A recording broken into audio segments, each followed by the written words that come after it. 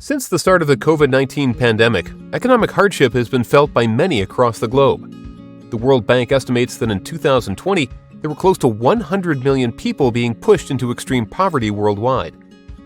This, however, is not the case in the United States.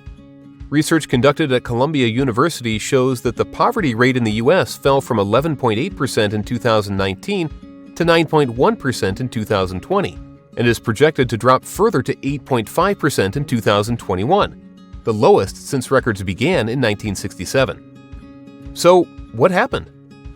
According to experts, the biggest credit goes to the U.S. COVID-19 relief, in which the generous stimulus payments, worth billions of dollars, have been offered to more than 90% of American people, and the benefits to the poor, at least in the short term, can hardly be dismissed.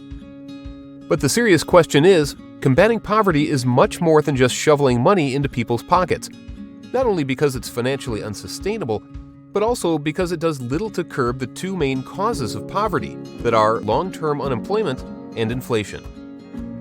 To start with, as you can imagine, putting billions of dollars into people's pockets does not come without a cost, and no government in the world, no matter how rich, can endure that cost indefinitely.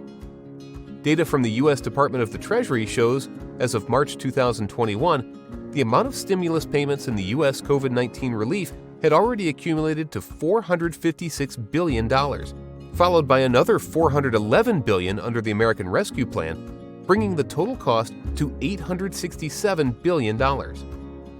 This single spending is truly extraordinary if you compare it to the yearly deficits of U.S. government in normal time, which can rarely surpass that number. Needless to say that the overall package of COVID-19 relief has already pushed the U.S. government's deficit to a completely unsustainable level.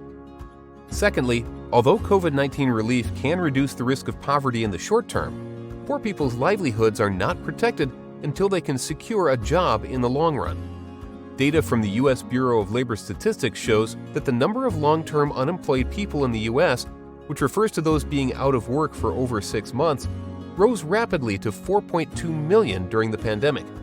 And despite a moderate drop in recent months, there are still 2.7 million Americans being trapped in long-term unemployment as of September 2021. To translate the number into a percentage of total unemployment, it shows that more than 1/3 of jobless people in America today are long-term unemployed, compared to only about 1 in 5 before the pandemic, which is not a good sign for long-term poverty reduction in the U.S.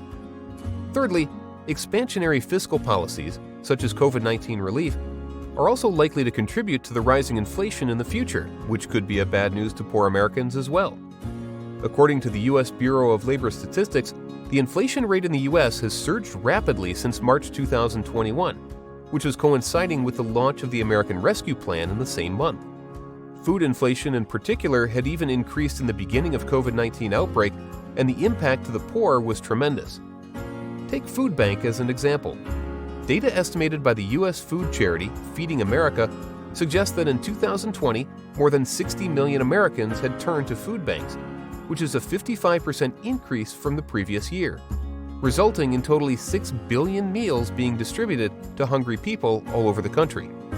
This illustrates that, although the statistical poverty rate in the U.S. is declining with the money shoveled into Americans' hands, the actual livelihoods of the poor are not rising, instead, diving.